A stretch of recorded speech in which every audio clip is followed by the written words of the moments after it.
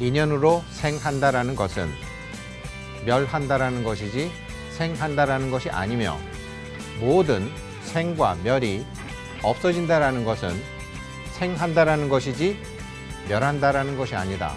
이것이 우리가 앞으로 공부할 금강산매경의 4구계입니다.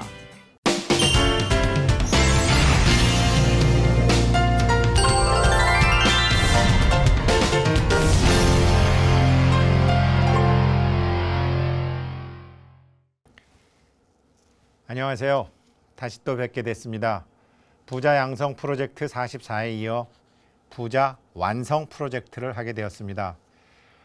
부자 양성 프로젝트 44는 약사열애님 서원으로 했지만, 이 부자 완성 프로젝트는 금강산매경으로 같이 공부를 해서 완성하는 것으로 했습니다. 기본 교재를 금강산매경으로 하게 된 것은 두 가지 이유가 있습니다. 첫째는 우리는 참 이 세간과 출세간 이런 말을 많이 쓰는데, 이쪽 세상 저쪽 세상, 깨달음의 세상과 깨닫지 못한 세상, 이 세간과 출세간을 두루 다 알려면은 산매라는 과정을 겪지 않으면 갈 수 없기 때문에 금강산매경을 기본 교재, 소위 경전으로 잡았고요. 두 번째 이유로는 저희가 첫 번째는 부자 양성 프로젝트, 두 번째는 부자 완성 프로젝트인데, 개인적으로 이런 경험이 있습니다. 2003년도에 이제 금강경을 가지고 처음 세상에 책을 썼을 때 한 스님께서 저한테 전화를 주셨어요. 책을 재밌게 참 잘 봤다. 당신 원고를 내가 인터넷에서 좀 쓰고 싶은데 허락해 주겠느냐. 그래서 저야 뭐 굉장히 영광스러우니까 아유 스님 예 쓰십시오. 이제 그렇게 말씀을 드렸더니 스님께서 말미에 부자가 되려면 원각경을 해야지 금강경이 아니라, 그런 말씀을 해주시는 거예요. 정신이 번쩍 들었죠. 그래서 제가 그 스님을 찾아뵙고, 스님 저보고 전화로 부자가 되려면 원각경을 해야지 금강경이 아니라고 그러셨는데 어떻게 된 겁니까? 그랬더니 난 아니라는 소리는 안 했다. 단지 부자가 되고자 하면 원각경이 빠르다라는 얘기를 한 거지 금강경이 아니라는 소리를 안 했다. 그래서 제가 어째서 그렇습니까? 그렇게 여쭤봤더니 호법신장님이 다르다. 호법신장님의 서원이 다르다. 금강경의 호법신장님들의 서원과 원각경의 호법신장님들의 서원이 다르다. 그래서 제가 당장 원각경을 구해서 공부를 시작했더니 마지막 현선수 보살장에 정말로 이 경전을 공부하는 사람들은 아주 뭐 부자로 만들어 주겠다라는 그 호법 신장님들의 서원이 있었습니다. 그래서 원각경을 저도 또 열심히 했는데, 이게 마음은 부자인데 통장 잔고로 부자가 안 되는 것이었습니다. 왜 안 될까? 왜 안 될까? 그것을 찾는데 정말 시간이 참 오래 걸렸습니다. 왜 그러냐면, 금강경은 기원정사에서 부처님께서 설해 주신 경전이고, 원각경은 신통, 대, 광명, 삼매에서 입을 닫고 설하신 것입니다. 삼매에서 설하셨기 때문에 내가 삼매를 알지 못하면 그 신통, 대, 광명, 삼매인데 원각경을 공부하는 사람을 부자로 만들어 주겠다라는 신장님과 통할 수가 없는 거예요.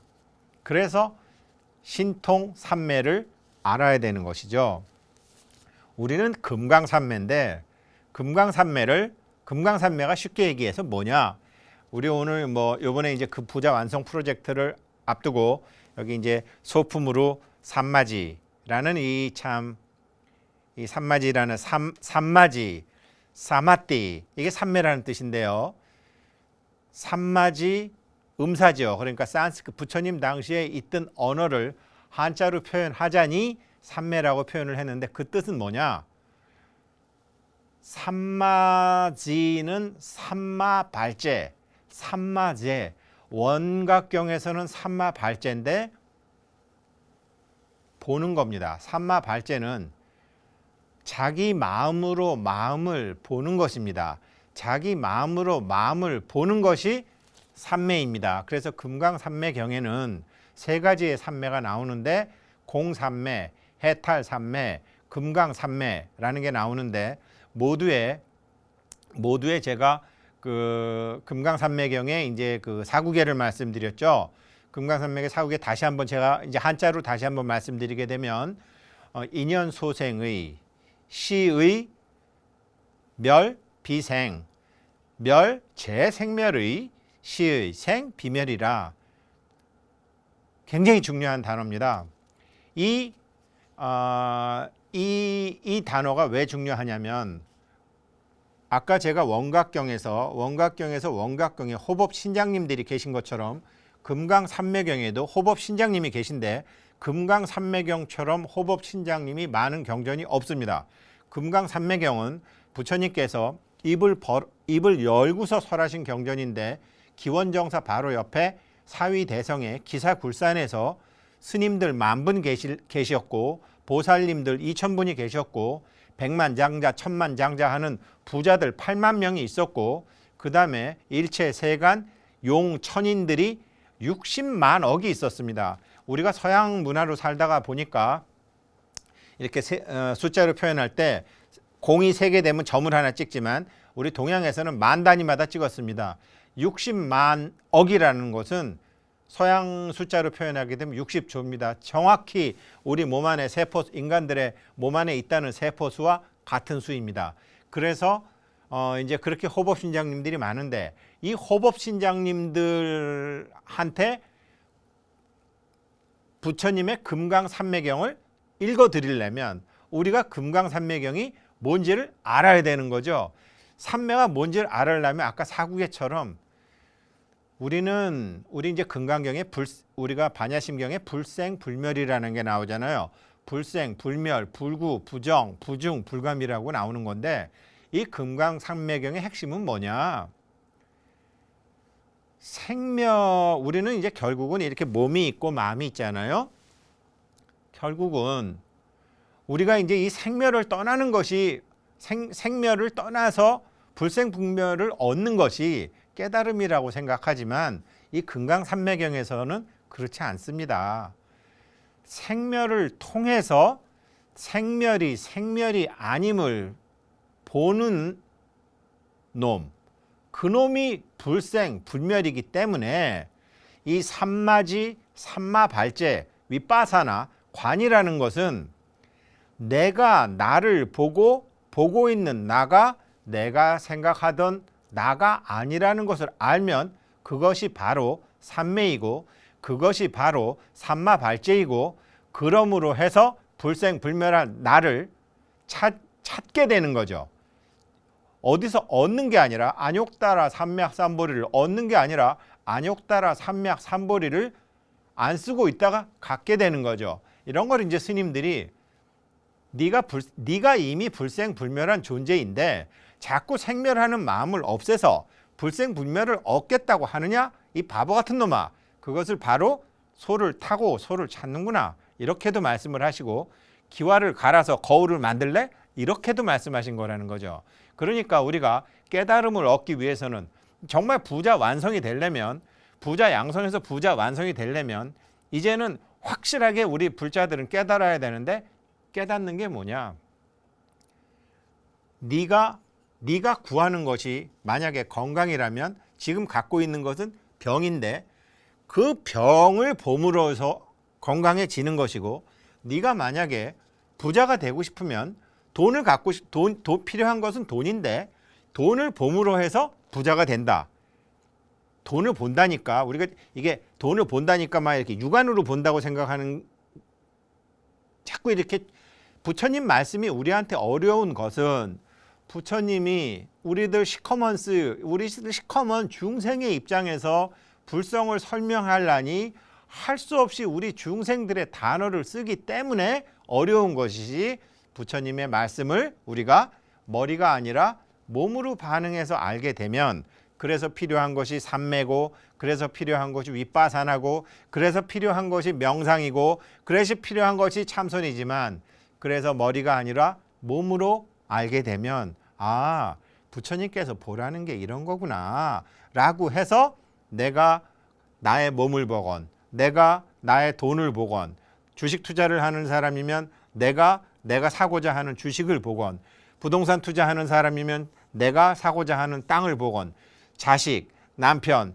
아내, 친구, 직장 모든 여태까지는 나와 대상이라고 여겨졌던 것을 내가 대상을 보는 것이 아니라 대상을 인식하고 있는 또 다른 나를 보게 됨으로 해서 깨달음을 얻겠다라는 것이 금강산매경이죠. 이제 금강산매경을 그래서 우리가 이제 부자 완성 프로젝트의 주 교재로 삼은 두 가지 이유를 말씀드렸는데, 이 금강산매경은 참 이렇게 되는 겁니다. 김유신 장군의 동생이 김유신 장군의 여동생이 있었죠. 보희와 문희. 그런데 이제 어느 날 그 여동생 보희가 꿈을 꾸죠.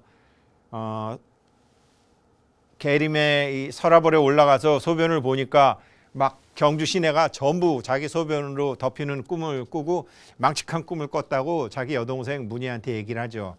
그것을 들은 여동생 문희가 이것은 내가 서라벌의 왕이 된다는 소리다. 왕비가 된다는 소리다. 소변도 물이고 여자도 소변도 물이고 물이기에 음이고 여성도 음이고 이 서라벌이라는 벌판은 양이고 음으로 양을 덮는 거니까 이거는 왕비가 되는 꿈이다. 그래갖고 똑똑한 문희가 언니한테 꿈을 탁 사는 거죠. 그래서 이제 그때 축구죠. 축구기라고 한자에 나와 있지만 김유신 장군하고 이제 태종 무열왕 김춘추 시절에 축구를 하다가 옷이 찢어지니까 이제 김유신 장군이 이제 자기 여동생한테 보희한테 가서 이제 꼬매라고 그러는데 보희가 없고 문희가 김춘추의 옷을 꼬매게 되고, 그러다가 보니까 남녀 7세 부동석인데 남녀가 이렇게 한 방에 오래 있다 보니까 결국 사단이 나고, 그 사단이 난 것을 알고 선덕여왕이 행차 나왔을 때 이 일부러 불을 태워서 여동생을 죽인다고 커다란 쇼를 해서 그 쇼가 흥행에 성공을 해서 선덕여왕이 누가 그랬느냐, 누가 결혼도 안 하는데 우리 김유신 장군의 여동생을 임신을 시켰느냐. 그래서 이제 김춘추가 했다 그러니까 그러면 결혼하면 되겠구나. 이렇게 해서 이제 결혼이 성사가 되죠. 그 김춘추와 그 김유신 장군의 여동생 문희, 나중엔 문명왕후가 되죠. 이 문명왕후, 이 김춘추와 태종 무열왕과 문명왕후 사이에 난 딸이 요석공주입니다. 그 요석공주가 이 원효대사와의 이제 썸씽이 생겨가지고 나중에 이제 설총이라는 사람이 생기게 되는데, 이 원효대사가 이제 요석궁의 요석공주와 파괴를 하게 되면서 문제가 생기는 거죠. 이 김유신 장군의 여동생이었던 문희, 즉 문명왕후가 병이 걸리는 거예요.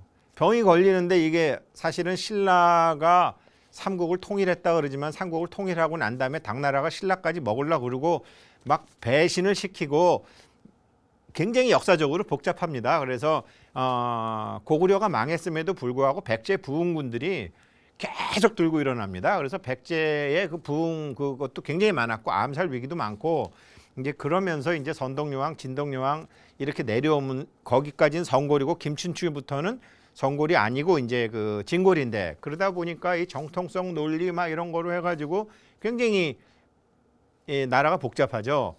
그래서 이제 문명왕후가 병이 탁 걸렸는데 거기서 그 우리가 다 알다시피 이제 백고자법회라는 걸 합니다. 나라에서 고명한 스님들 100명을 불러가지고 경전을 계속 설해서 이제 그 왕비의 병을 낫게 해주는 거죠.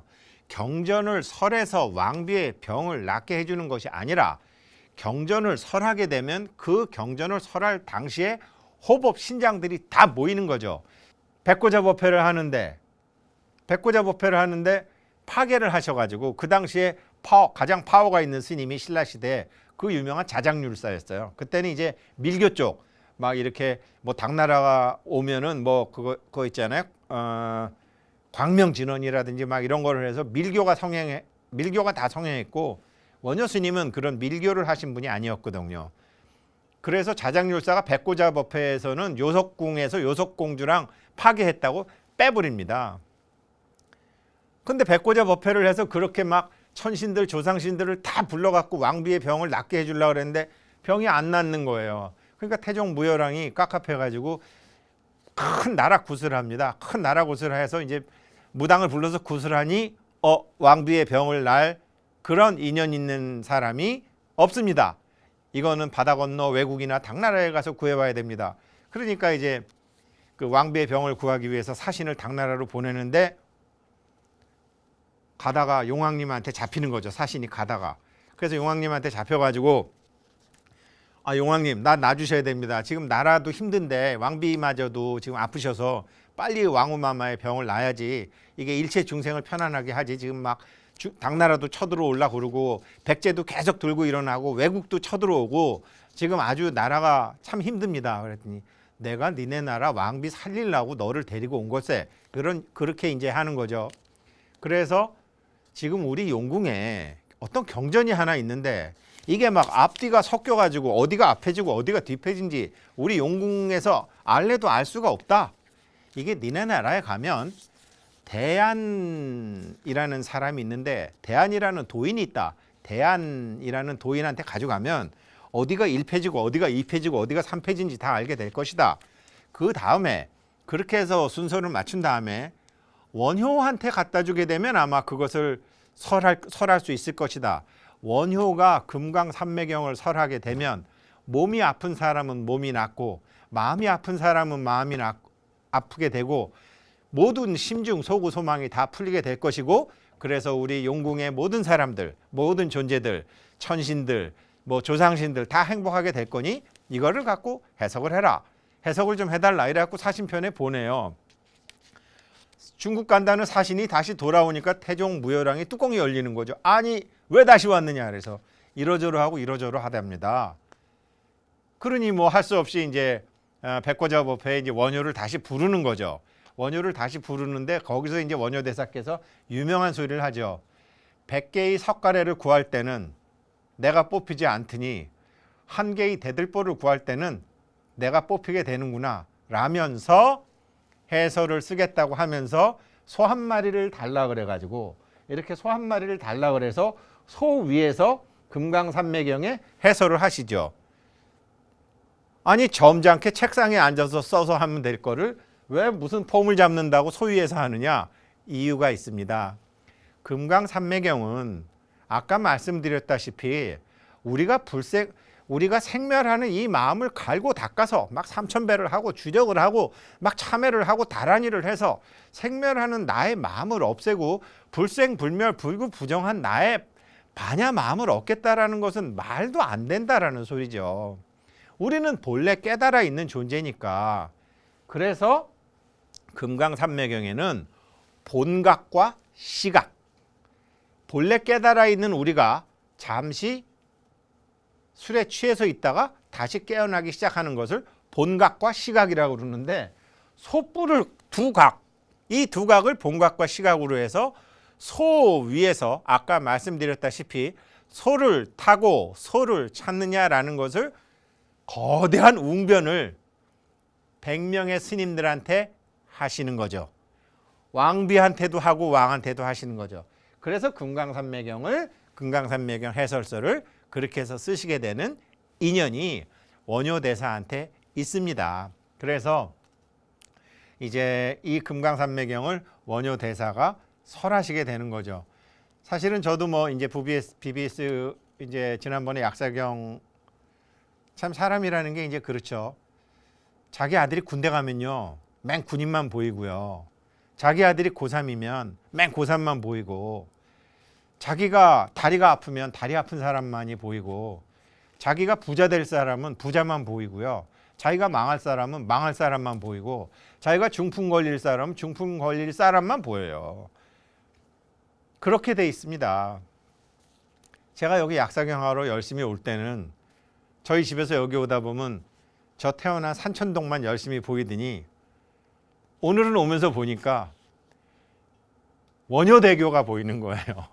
맨날 그렇게 왔다 갔다 하던 원효대교가 그냥 뭐 원효대교지. 이러다가 전혀 다른 의미로 이제 원효대교가 눈에 들어오던데 이 금강산매경을 공부하시는 분들은 다시 한번 정말 원효라는 것은 효라는 게 새벽이잖아요. 새벽. 그래서 어둠 속에서 맞이하는 새벽을 샛별. 예전에 이제 대구의 뭐 효성여대, 뭐 계명대학교, 뭐 효 이런 것이 다 이제 샛별 이런 뜻인데, 지금 우리가 무지몽매하게 살다가 이 원효 대사께서 론을 쓰시고 소를 쓰셔서 이 사바세계에 펼쳐놓게 되신 이 금강산매경을 같이 공부하시면서 미망에서 헤어나시기는 그런 과정을 겪으시다 보면 정말로 부자 완성이 되리라고 생각합니다. 그리고 이거는 이제 2016년, 그러니까 재작년이죠. 재작년 2016년 1월 20일부터 2월 20일 사이에 한 달 동안에 전 세계에 떴던 하늘의 별자리입니다. 보통 이제 뭐 신문에 보게 되면 이거를 이제 그때 당시에는 오성이 취합한다. 그러니까 목성, 화성, 토성, 금성, 수성이 이렇게 뭉쳐서, 그러니까 오성 취루, 오성이 루성 근처에 모였다. 그러면 와, 사업하는 사람이 앞으로는 잘 되려나 보다. 오성 취성, 오성이 성수 근처에 모였다. 오성이 뭐 어디에 모였다. 이런 게 이제 옛날 이 천문서에는 많이 나오는데, 오성이 이렇게 일렬로 쫙 뜨는 거는 한 11년, 13년마다 생긴답니다. 그러나 이 순서도 다 다른데 목, 화, 토, 금, 수로 생기는 것은 인류 역사상 처음으로 알고 있습니다. 제가 다 뒤져봤어요. 이 2016년 1월 20일부터 2월 20일까지 한 달간 밤 10시에는 목성이 뜨고 12시쯤 화성이 뜨고 새벽 1시쯤에 토성이 뜨고 한 3시나 4시쯤 금성이 뜨고 새벽에 5시, 6시 때는 수성이 뜨는 게 쫙 벌어졌는데 이게 무슨 소리냐. 이게 제가 이제 금강산매경을 하게 되는 또 다른 이유 중에 하나인데, 앞으로는 어떻게 되느냐. 앞으로는 어떤 사람이 성공을 하고 어떤 사람이 부자가 되고 어떤 사람이 건강해지고 어떤 사람이 소원 성취하느냐. 한마디로 내가 남을 살리려면 나 살릴 사람을 뒤에 자동으로 하나 만듭니다. 내가 남을 건강하게 하려면 나를 건강하게 해줄 존재가 뒤에 하나 생깁니다. 내가 수만 명을 살려야 되겠다라고 생각하면 수만 명이 나를 살리게 됩니다. 약사경 할 때 제가 말씀드리면서 이제 아프리카 얘기를 하고, 우리 한국 사람들은 이제 아프리카나 후진국 사람들을 이제 많이 도와줘야 된다. 그것도 같은 이유였습니다. 아프리카 인구가 한 10억 명이나 되니까요. 아프리카를 우리가 도와줘야 되겠다. 우리가 아프리카 10억 명을 우리가 살려줘야 되겠다라고 생각하면 나를 살려줄 사람이 한 10억 명 정도 됩니다. 이 금강산매경은 제가 아까 뭐라고 말씀드렸죠? 이 금강산매경을 부처님께서 왕사위 대성 기사굴산에서 설하실 때 스님들 10,000분이 계셨어요. 이렇게 육체를 갖고 계신 스님이 10,000분이 계셨어요. 눈에 보이지 않는 보살님들이 2,000분 계셨어요. 제가자 중에 부자들이 8만 명이 있었어요. 그 다음에 아까 이 금강산매경을 듣고 싶어 했던 뭐 용왕님이나 우리들의 다 이 어깨너머 지킴이 지켜봐 주시는 조상님, 천신님, 산신님들 60만 억, 60조가 그 회상에 있었어요. 그런데 이제 다시 우리가 금강산매경을 공부해서 다시 법계에 금강산매경을 가르쳐 드리겠다라고 말씀을 하시면, 우리 시청자 여러분이 이 금강산매경을 지금 BBS에서 해, BBS 불교방송에 너도 한번 봐봐, 이렇게 해서 사람들한테 권선을 해주시면은 60만 억이 뒤에서 나를 돕는 거예요. 이게 이런 겁니다. 내가 누구 하나 죽이려고 그러잖아요. 나 죽이려고 그러는 사람이 한 명 생겨요.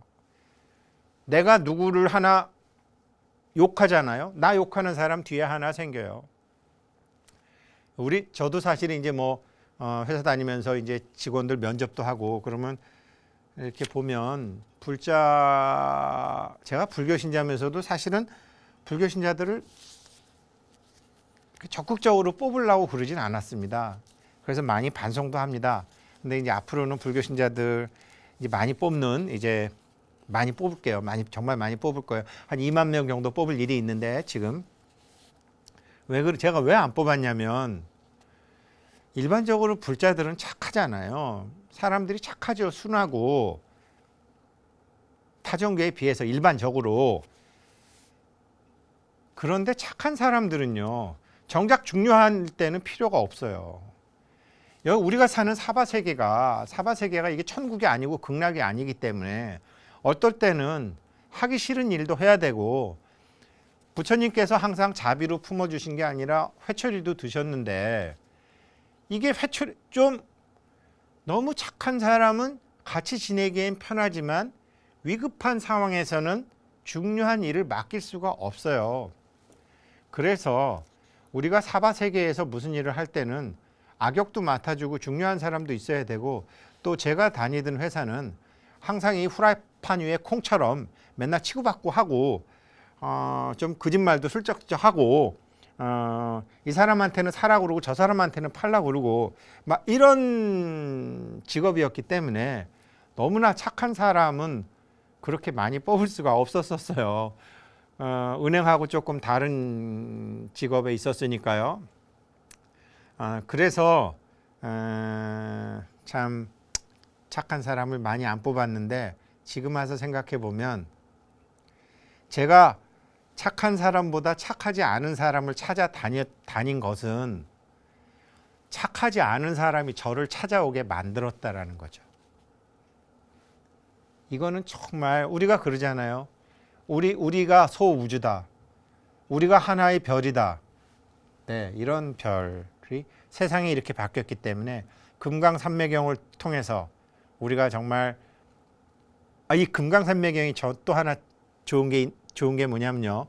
금강산매경에 호법 약사경에 우리가 이제 제1보살님은 대부분 모든 경전에 이 보살님은 문수보살로 시작이 됩니다. 약사경만 해도 문수보살로 시작이 돼서 직금강보살이 이제 하시게 되는데 일광보살, 월광보살 휘하에서 문수보살이 법을 설하시고 직금강보살이 모든 이제 사바세계 이 중생들의 이걸 봐주시는데 이 금강산매경에서는요 지장보살님이 하세요. 그래서 지장보살님한테 잘 하게 되면 5가지 복을 받는다고 부처님께서 말씀을 해주셨어요.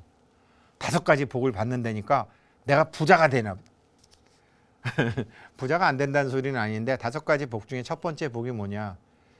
사람들한테 존경을 받는 사람이 된다라고 되어 있습니다. 사람들한테 존경을 받는 사람이 되면요. 꼭 높은 자리 갈 필요 없고요. 꼭 부자가 될 필요 없고요. 꼭 출세할 필요 없고요. 꼭 낯설 필요 없어요.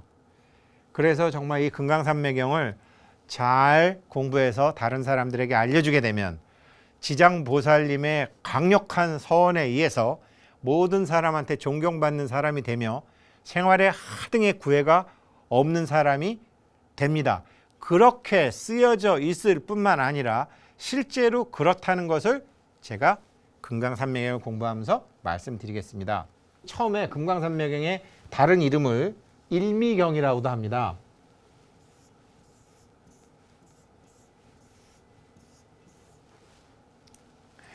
왜 일미냐? 자, 제가 보기에 우리나라 경제가 올해, 그러니까 2018년 말까지 굉장히 좋을 것 같아요. 사람들이 고통을 받건 안 받건 지표는 굉장히 좋아질 것 같고 정말 국민소득은 3만 불이 넘게 될 것 같고 우리나라가 또한 올해도 3% 이상 성장을 할 것 같아요. 참 이 일체유심조라는 말을 우리가 많이 하죠. 사람들은 자기 기준에서 경제를 보고 자기 기준에서 세상을 볼 수밖에 없는데 지금 내가 힘들어 죽겠는데 무슨 우리나라가 국민소득 3만 불이 된다는 말이냐? 3만 불 됩니다. 생각해 보십시오. 우리나라가 주식이 언제부터 올랐냐면 2016년 11월 달부터 본격적으로 올랐습니다. 2016년 10월, 11월 달은 온 국민이 촛불 집회한다고 막 온 나라가 시끄러울 때예요. 그때 주식이 종합주가지수 2000에서 2500까지 올랐습니다. 그리고 작년 추석 때 미국이 막 미사일 미국하고 북한하고 전쟁한다고 막 그럴 때 주가가 확 삼성전자가 막 280만 원 그때까지 치고 올랐습니다. 내가 생각하는 세상과 스스로 굴러가는 세상은 다르죠. 그래서 이제 앞으로 경제가 좋아지고 그러다 보니까 요즘 뭐 주변에 주식에 관심 있는 사람도 많고 주식 때문에 돈 번 사람도 많다고 그러는데 저도 증권회사에 근무했지만 주식이요. 이론적으로는 간단합니다. 주식은요.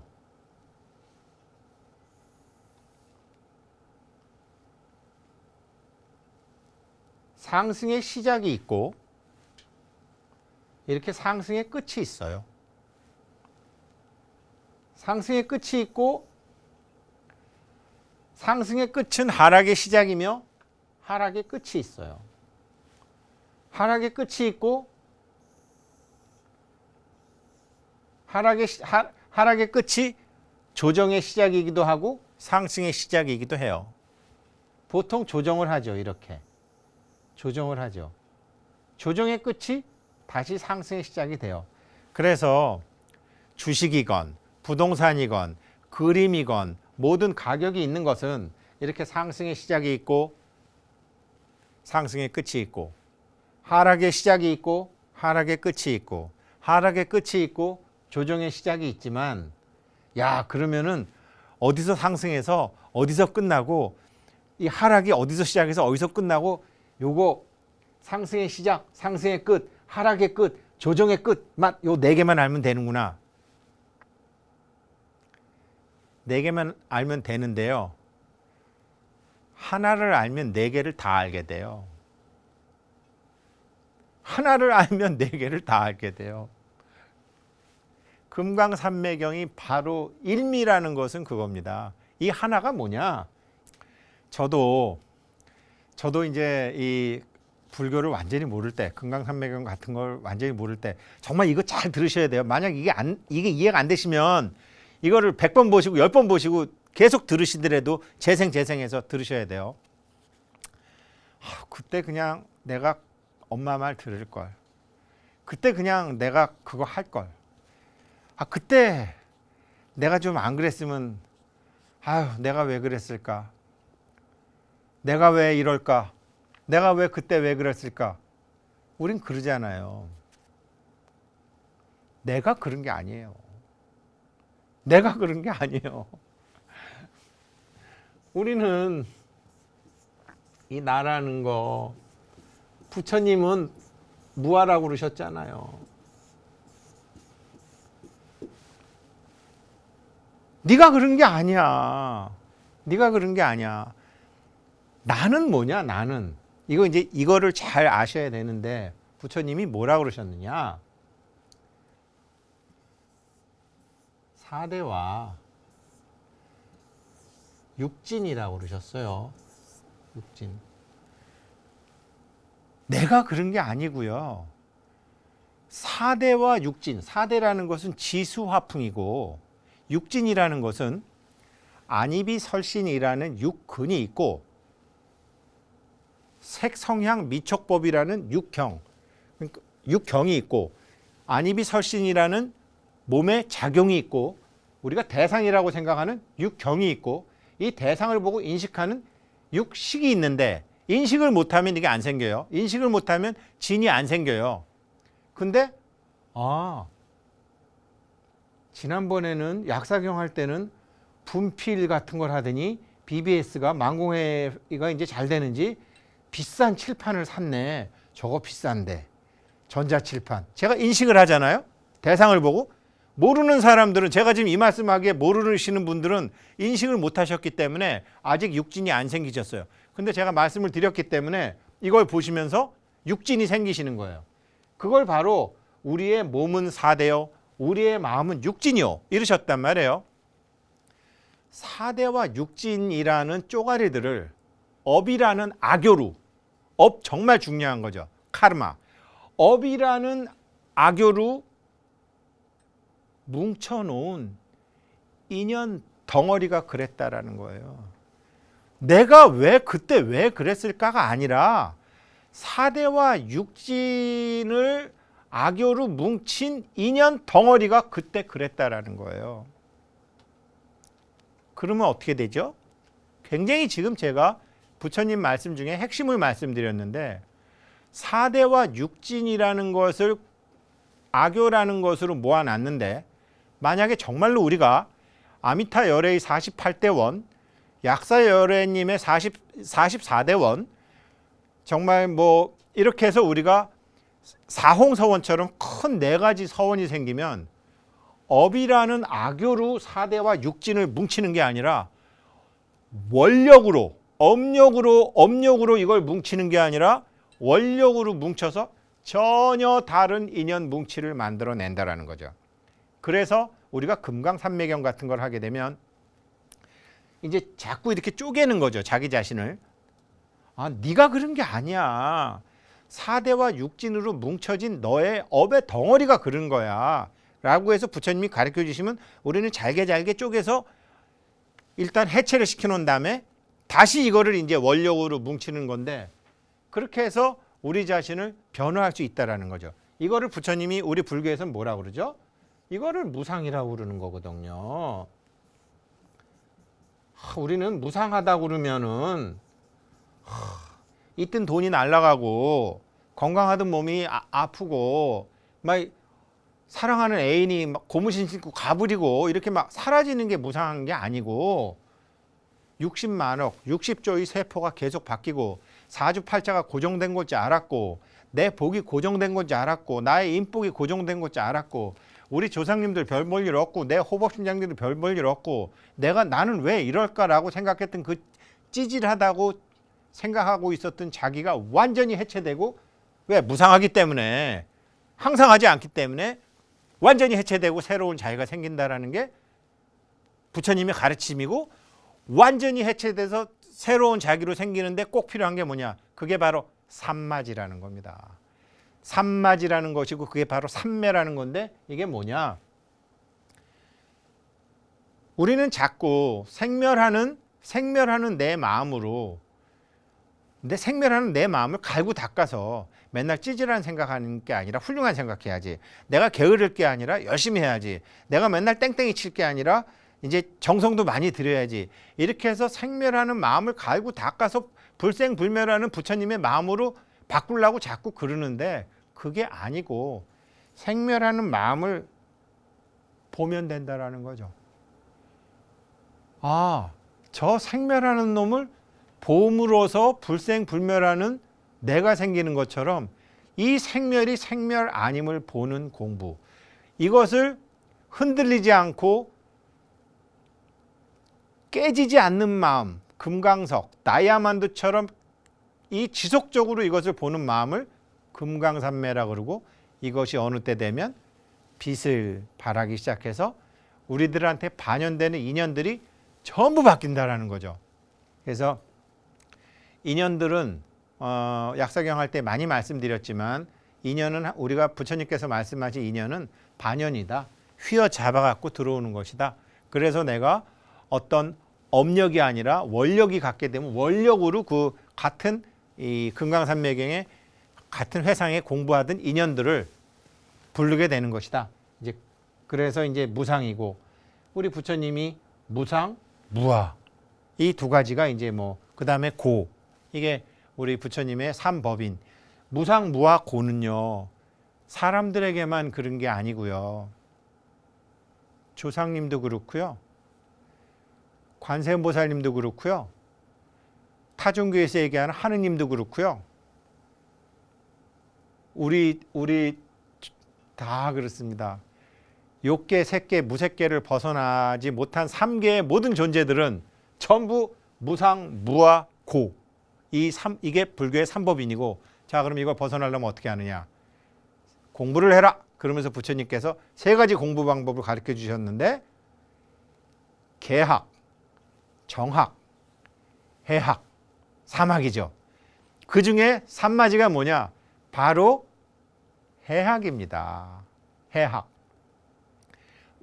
그치면 보인다 뭐 이런 거 있지만 그침은 그냥 그침 자체로는 지혜가 생기지 않아요. 그쳐서 우리 같은 이제 이런 제가자들은 자기가 하는 일을 봐야 돼요. 자기가 하는 일에 보고 자기가 하는 그것을 하고 있는 자기 자신을 보다 보면 깨닫더라도 카메라맨은 카메라맨이라는 직업을 통해서 깨달아야 되고 소뚜껑 운전수들은 소뚜껑 운전수라는 것을 통해서 깨달아야 되고 저처럼 돈을 만지던 사람은 돈을 통해서 깨달아야 되고 그림 그리는 사람은 그림 그리는 사람을 통해서 깨닫게 되는 것. 그래서 결국은 실체가 없는 것을 실체가 있다고 생각하면서 살아온 나의 어리석음을 어느 순간 딱 알게 되는 것. 그것이 바로 삼매입니다. 그래서 오늘 모두에서 금강삼매를 기본 설명을 드렸으니 다음 회부터는 본격적으로 금강삼매경 공부를 시작하겠습니다.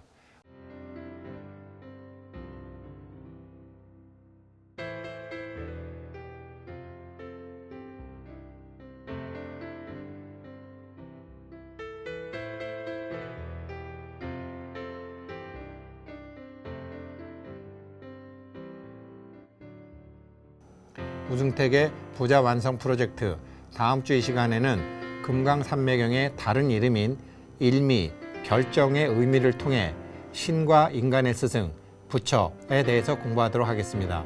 고맙습니다.